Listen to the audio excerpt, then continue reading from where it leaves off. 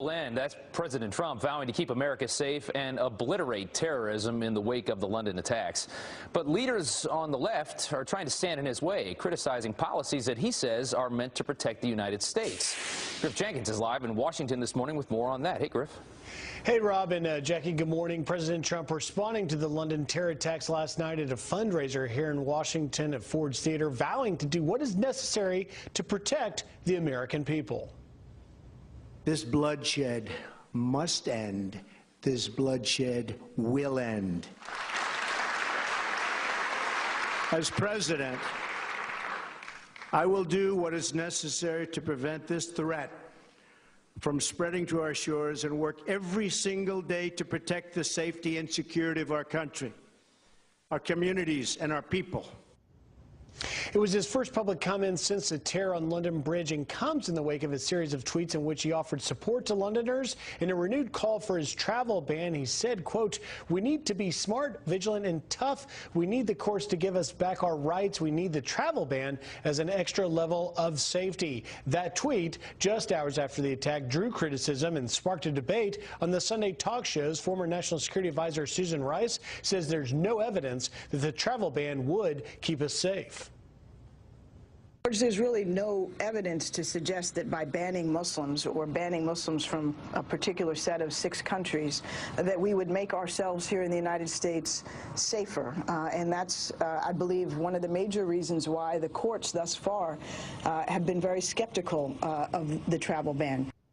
To recap, the ban would halt new visas from being issued in Iran, Libya, Somalia, Sudan, Syria, and Yemen. And it follows the administration's push just last week, Thursday, in court filings where the administration asked the Supreme Court to immediately reinstate this travel ban. Rob and Jackie, I'm guessing we're going to hear a lot more about this this coming week.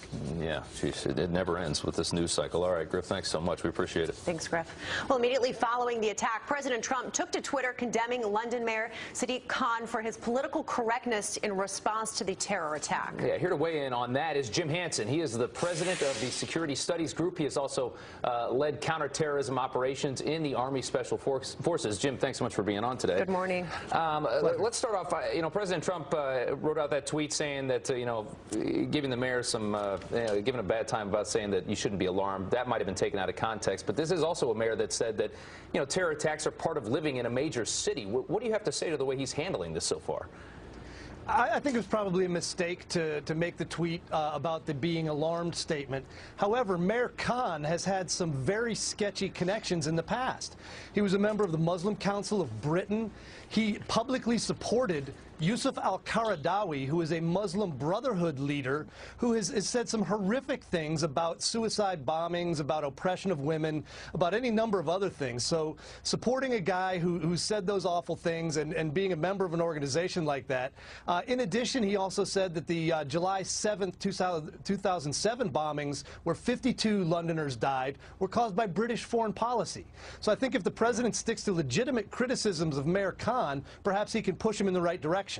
Well, speaking of things that Khan has said that's gotten people a little heated, if you will, listen to this. This was a tweet that was just sent out. I think maybe it was Saturday or Friday before the massacre. This is a tweet. It says, "Climate change remains one of the biggest risks to humanity. Now more than ever, world leaders must recognize and act on this threat." Really? Yeah, no. I mean, I don't think so. I think climate change is obviously an issue.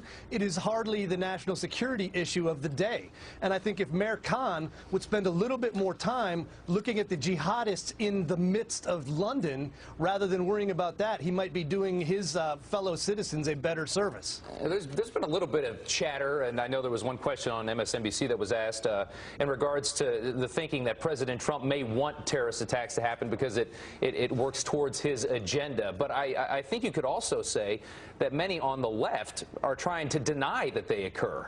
What are your thoughts there? You know, that's kind of an obscene thing, but it's unsurprising from the fever swamps of MSNBC. The president is trying to keep the world safe, and he's trying to implement policies that will keep us all safe. So when you've got liberal activist judges substituting their judgment for his about national security, they've subverted the proper role of the separation of powers in the Constitution. Hopefully, as Griff Jenkins' report said, the Supreme Court is taking up the president's travel ban. They should overturn overturned those halts to that travel ban, and now we can stop people coming here who don't share our values. Yeah, I imagine that travel ban is going to be big, especially in the next week, talking about what it could save and how it could save us here in the U.S. from any potential terrorist attacks. Thank you so much, Jim. We'll have you in the next half hour. Yeah, that's right. Thanks, Jim. Excellent. And the time is now 7 after the hour. Russian President Vladimir Putin sending a strong message about the coverage and creation of fake news. Listen. You created a sensation out of nothing. You people are so creative over there. Good job. Your lives must be boring. All right, well, what he had to say about the accusations of his country meddling in the U.S. election. Also, immigrant outrage. The state now helping immigrants to get their driver's license, illegal immigrants, by offering them free translators. All right, we are back with a Fox News alert. Texas Congressman Louis Gohmert ripping PC culture in the wake of the London terror attacks. Gohmert saying liberals are too soft on terror, and that helped lead to President Trump's election. We have seen these things coming. We've been trying to talk about them and let people know. The Heartland knew these things were coming, and that's why they elected Donald Trump. So thank God that he understands the seriousness of this issue, and he's not being distracted by people that want to scream about political correctness, because we're talking about people's lives. Gohmert also blasting the judges holding up the president's travel ban, even calling for them to be, some of them, to be impeached and thrown out. Thanks, Rob. Out-of-control violence sparking multiple arrests as liberal protesters try to shut down a pro-Trump rally in Portland. 14 people put in handcuffs as protesters hurl bricks at Portland police there, some describing the chaos as a war zone. Hate! Hate! Hate! I'm here for 2 reasons, and 2 reasons only. I am here for freedom, and I am here for God. Find it in yourself to make this day positive, with no hate and no violence. Officers confiscating weapons such as knives and brass knuckles from protesters. Portland's mayor came under fire for trying to shut down the pro-Trump rally, citing safety concerns. Organizers refused to give in and held the rally anyway. Secretary of State Rex Tillerson speaking out overnight after 4 Arab nations cut ties with Qatar. Egypt, Saudi Arabia, Bahrain, and the UAE severing diplomatic relations over accusations Qatar supports terrorists. We certainly would encourage the parties to sit down together and address these differences. And if there's any role that we can play in terms of helping them address those, I do not expect that this will have any significant impact, if any impact at all, on the unified fight against terrorism in the region or globally. As for Qatar, well, it plays a major role in fighting ISIS. The nation says there is no legitimate justification for the diplomatic changes. Rob? Days before former FBI Director James Comey testifies on Capitol Hill, the top Democrat on the Senate Intelligence Committee admits there is no proof of Russian collusion with the Trump campaign. There is a lot of smoke. We have no smoking gun at this point, but there is a lot of smoke. Well, Comey heads to the Hill on Thursday, 1 month after being fired. The president is not expected to use executive privilege to block Comey's testimony, although we've seen a lot of that kind of talk in the mainstream media. Meantime, Russian President Vladimir Putin is shutting down claims that Moscow interfered in the presidential election. Putin telling NBC's Megyn Kelly last night what President Trump has said all along, that this is fake news. I haven't seen even once any direct proof of Russian interference in the presidential election in the United States. You created a sensation out of nothing. And out of the sensation, you turned it into a weapon of war against the current president. Well, this is, you people are so creative over there. Good job. Your lives must be boring. He says, well, it is, I guess. Right. Putin also calling reports Russia has damaging information on the president, quote, a load of nonsense. Well, there you have it. Yeah.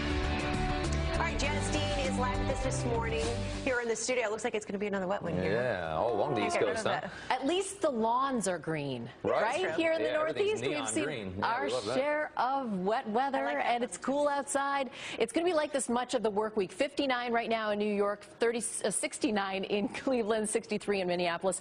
Cooler temperatures across the Great Lakes and the eastern seaboard, and we're just dealing with a mess of wet weather. All of this Gulf moisture working its way in towards the southeast, the mid-Atlantic, and the Northeast. So this kind of of weather is going to be sort of what we're going to be dealing with throughout the work week. I have a picture to show you guys. The internet was taken by storm by this image. I saw this yesterday. This is out of Alberta, Canada. And when I saw it, I was like, is this for real or not? And I hope you guys can take that lower third off, because you can see a guy right there in his backyard still mowing the lawn with a tornado in back of him. His wife took the picture, and he said he had some chores to do and he had to get them done. So this fella out in Alberta, Canada, said he was keeping an eye on the weather situation. What? I know, I didn't believe it when I saw it, but it's real. I know. Those Canadians. I thought it was fake. That? You know, they said that it looked closer than it really was. I don't know. That's too close for comfort. It's in the background. I know. Get out of there. Gutsy move. I like it. Those Canadians, they're hardy folks. Talking about it right now. Yes, thanks so they are, much. right? You're one of them. Thank you. You got it. All right. Well, a Fox News alert for you. Coming up, it is the second terror attack in just 11 days. So will the UK finally confront the growing threat of radical Islam? And what can the U.S. do right now to combat terror? A former U.S. Army intel officer weighs in next.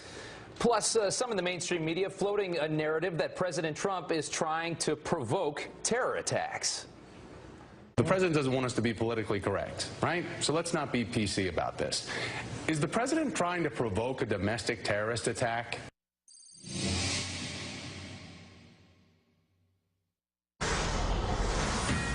Good morning. It's now 20 minutes after the hour. Major cities around the world are falling prey to attacks from radical Islamists who are. So what are some of these lessons that we can learn from their mistakes? And how can we apply it here at home in the U.S. to make sure that we stay protected? Here to discuss is former advisor to the U.S. and NATO commanders in Afghanistan and former U.S. Army intelligence officer Andrew Peek. Andrew, thanks so much for coming on. What really breaks my heart is when we keep seeing over and over that the individuals involved in these attacks are known to officials, and you know that some investigator saw this coming but couldn't do something about it. Is that the biggest lesson we need to learn, as to how do we change that? Yeah, I think so. I mean, there's thousands of people in the UK who are under surveillance at any moment. 3,000, I think, is the current number, and 500 open investigations. Intelligence is clearly the key to this battle, and the most important kind of intelligence to determine which of those 3,000, at least in the UK, are threats is human intelligence, the local community leaders and Muslims and imams who can tell us who's been acting bizarrely, who's been acting strangely, and who is an imminent threat to the safety of their fellow citizens. President Trump tweeted this. He said, we need to be smart, vigilant, and tough. We need the courts to give us back our rights. We need the travel ban as an extra level of safety. That's something we're going to hear a lot about. We heard a lot about on Saturday. What do you think about getting this travel ban back? Well, I think the president is absolutely right in moving the conversation beyond the usual PC platitudes. We don't know yet if the travel ban would have prevented this attack. We don't know if it, we don't know a lot about the attack. We don't know the names of the attackers. But what he does do very effectively, I think, is cut through kind of the PC nonsense and the identity politics that prevents any common sense measures towards surveillance of these communities that are at risk for terrorism in the UK or US. Yeah, you know, the travel ban, I think, is a tough one for a lot of people because there are two really strong opinions on either side of this. Critics would say that this travel ban is going to offend good Muslims that are in these communities, that are in mosques with the bad Muslims, and make them less likely to cooperate with investigations or maybe call the police when they think something is up. How do you respond to that? Well, look, I think Mike Flynn's point when the travel ban came up last year is quite right still, and that is there's a lot of ways to slice this problem. There's a lot of facets of it. One of it is clearly, as I just talked about, the human intelligence problem at the local level. But secondly, there is a genuine danger from many of these countries like Syria that we just don't know who's coming into the U.S. We don't know how good our vetting procedures are. So I think it's a tactical ban. It's a tactical assessment of certain of our procedures, and I think it's totally acceptable in that framework. Where does the U.S. go from here now? Well, gosh, I think for one thing, we've got to improve our intelligence collection with the United Kingdom and other EU states. You know, the Europeans are very, very protective of the privacy data on European citizens. I think domestically, we've got to have a hard conversation with our communities that are at risk and the local leaders and local imams about the need to report suspicious behavior to the public. And I think lastly, frankly, we've got to have tough conversations with Saudi Arabia and other Gulf states that sponsor radicalism in our own mosques, in our prisons, in our schools, and to which we've turned a blind eye for too long. Yeah, it's such a complex problem, probably the most pressing one we have right now. Andrew, thank you so much for being with us this morning. Thanks so much. All right, it'll soon be easier for immigrants to get a driver's license. Kansas is launching a project to offer free translators when taking exams here in the United States. They will all be volunteers. 7 different languages will be available starting June 21st. Meatpacking plants, the largest employers in western Kansas, are drawing a diverse population as they employ a number of immigrants. Well, Rob, the PC police at it again, changing a Hollywood classic of one word. Listen to this. Dear Dr. Brown, on the night that I go back in time, you will be shot by terrorists. Shot by terrorists there. That's the original scene from Back to the Future. But over the weekend, TBS edited out the words by terrorists and even digitally erased them from the letter in the shot. The edited version was created after 9/11. Outrage spilling over to Twitter. One movie fan tweeting this: "This is the world today. Don't ever hurt anyone's feelings, and we must edit culture as to not upset the terrorists. Maybe stop terrorizing." Yeah, geez. Good idea. Like that. That's interesting. 25 minutes after the hour now, Prime Minister Theresa May saying there has been far too much tolerance of extremism as she vows to crack down on radical ideology that is plaguing the United Kingdom. But could she actually be part of the problem? We discuss that next on Fox and Friends First. At Men's Warehouse, get your designer looks from our exclusive collections. Now's the time, with designer suits just $279. Plus, buy one, get one free for more great styles. Men's Warehouse. People magazine calls Megan Levy inspiring. Senator, his name is Rex. That dog saved my life. Elle raves. It's heartfelt and affecting. He's not your dog. It's a Marine Corps dog. Megan Levy packs a punch. I'm trying to bring him home. Megan Levy, rated PG-13, starts Friday. If you love your dad, give him a meal that he'll truly appreciate. The Omaha Steaks Father's Day gift is filled with over $200 worth of great food for just $59.99. That's 70% off only on this special offer. The Omaha Steaks Father's Day gift includes either Omaha Steaks 4 juicy, tender 6-ounce filet mignons or a huge 30-ounce T-bone steak. Plus, you'll get 4 gourmet jumbo franks, 4 premium ground beef sliders, 4 creamy potatoes au gratin, and Omaha Steaks signature steak seasoning. Dessert is a decadent 2-pound New York cheesecake. Your order will be delivered straight to your home or the destination of your choice for the perfect gift. As a special thanks from us to you, if you order right now, we'll include 4 more premium Omaha Steaks ground beef sliders free. That's 8 total. The Omaha Steaks Father's Day gift, over a $200 value for just $59.99. Give Dad a gift he can appreciate. Give him the Father's Day gift from Omaha Steaks today. Termites. Feasting on homes 24/7. We're on the move. Roger.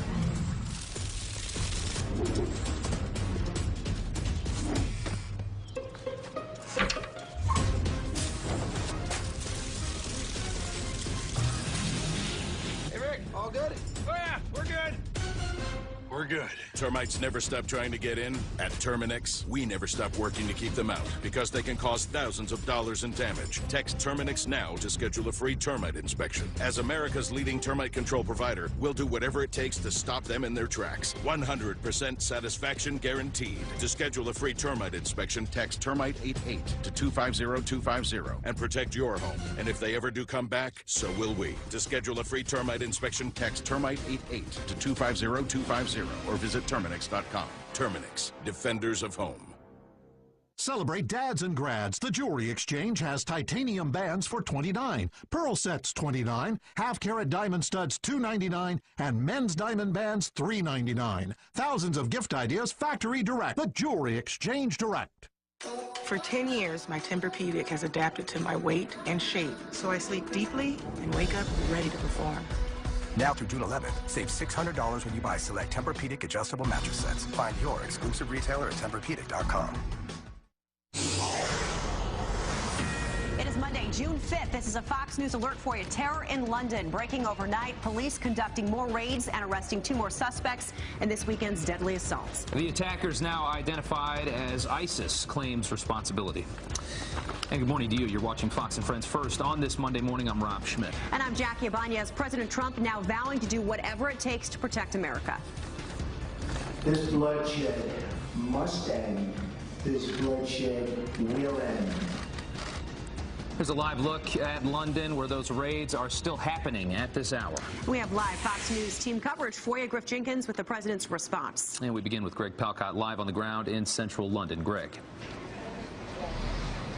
Hey, Rob, Jackie, we are just outside of the very tight police cordon kept around the terrorist site as they say they continue their intense forensic search of the area, and they are coming up with evidence behind this horrendous terror attack over the weekend.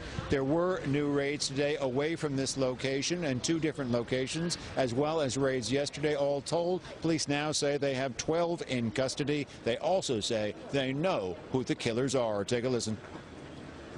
We do believe we know who they are. We've made a number of arrests. We're trying to find out whether anybody was helping them and to understand the background to this attack as best we possibly can. The investigation must come first, and I will be focusing entirely on that.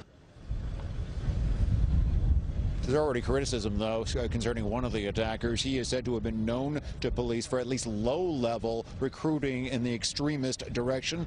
ISIS, as you noted, as can be expected, claiming responsibility for all this. As the tales of horror continue, remember, the 3 attackers used a white van to smash into pedestrians on the London Bridge Saturday night, and then they hopped out of that van and stabbed their way through a nearby night spot area. 7 killed, 36 now said to be hospitalized, 21 of them said to be in critical condition. The first of the dead have been identified. She is 31-year-old Canadian Christine Archibald, said to be here to be with her fiancé. She was hit by that van. Along with the British, the other nationalities were targeted. It doesn't seem like any Americans were involved. There are tales of bravery, too, guys. People standing up to these terrorists, including one off-duty police officer, now in critical condition. He tried to get all 3 of them to stop what they were doing. And government fighting back to Theresa May, the Prime Minister here, saying she wants to tighten terror laws and restrict the terror space. Back to you, folks. Thanks, Greg. All right, Greg. In the wake of those deadly attacks, President Trump vowing to keep America safe and obliterate terrorism. But leaders on the left want to stand in his way, criticizing policies he says are meant to protect the U.S. Hey, Griff Jenkins live in Washington this morning with more on that. Hey, Griff. Hey, Rob and Jackie, that's right. Speaking out for the first time since those attacks, President Trump vowing to do what is necessary to protect the American people. This bloodshed must end. This bloodshed will end. As president, I will do what is necessary to prevent this threat from spreading to our shores and work every single day to protect the safety and security of our country, our communities, and our people. Those comments followed a series of tweets in the immediate aftermath of the bloodshed, where he offered support to the people of London and the UK and renewed a call for his travel ban, where he said, quote, "We need to be smart, vigilant, and tough. We need the courts to give us back our rights. We need the travel ban as an extra level of safety." That tweet drawing criticism and sparking a debate on the Sunday talk shows. Former Vice President Al Gore weighed in on Fox News Sunday, saying the courts will do what's right. Most of the attacks, both in England and here in the United States, have been by homegrown terrorists. And of course, the courts will deal with the travel ban. They've already been struck down. We'll see what the Supreme Court does. To recap, that ban would halt new visas from being issued in places like Iran, Libya, Somalia, Sudan, Syria, and Yemen. And this follows the administration's push just last Thursday in court filings asking the Supreme Court to immediately reinstate the travel ban. As Vice President Gore said, the Supreme Court may tell us, although there is no timeline on when the court could or even if they will hear arguments. Guys? All right, Griff, thanks so much. Thanks, Griff. Immediately after the London terror attack, President Trump tweeting, "We must stop being politically correct and get down to the business of security for our people. If we don't get smart, it will only get worse." MSNBC host Thomas Roberts is sparking outrage for then asking this question. The president doesn't want us to be politically correct, right? So let's not be PC about this. Is the president trying to provoke a domestic terrorist attack? It seems like the president's trying to provoke something that he can politicize more for his own gain in America. Do you feel that way?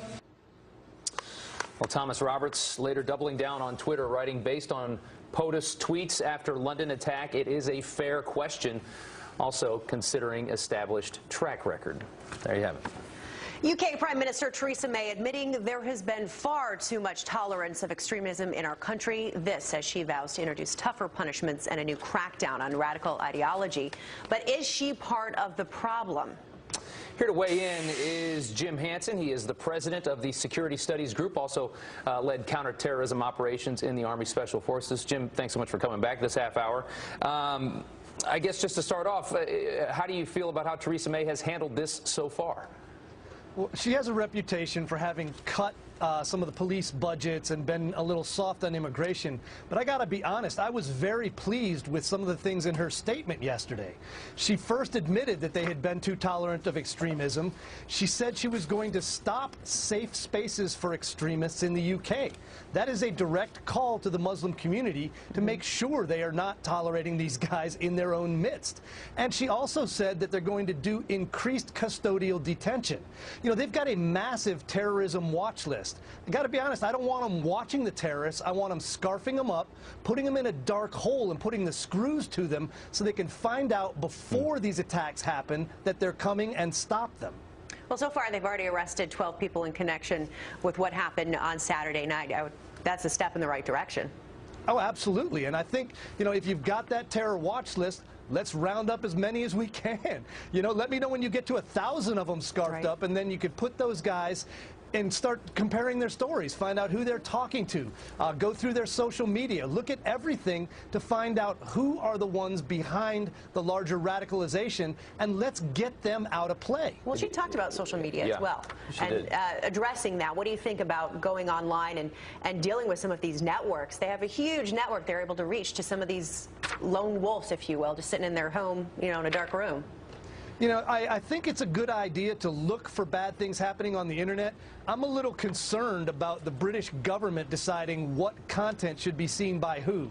I believe George Orwell had a little bit to say about that, and it didn't go well. So I'm not a big fan of censorship, but I'm a big fan of surveillance and scrutiny of people we already know have bad tendencies. Yeah. Let's look at them and let's stop the next attack rather than cleaning up after it. Well, and I think as we see more and more of these attacks and people get more and more frustrated and scared, you're going to see people move a little bit more in that direction where we're more comfortable with more surveillance, with rounding people up when they're just, you know, suspected of maybe wanting to do something. Whereas I think when we feel safe, people start to think, well, why do we have to be so strict? We start talking about things like unnecessary surveillance. But, I mean, I don't think anybody, if you've got nothing to hide, you shouldn't be worried about being surveilled, should you?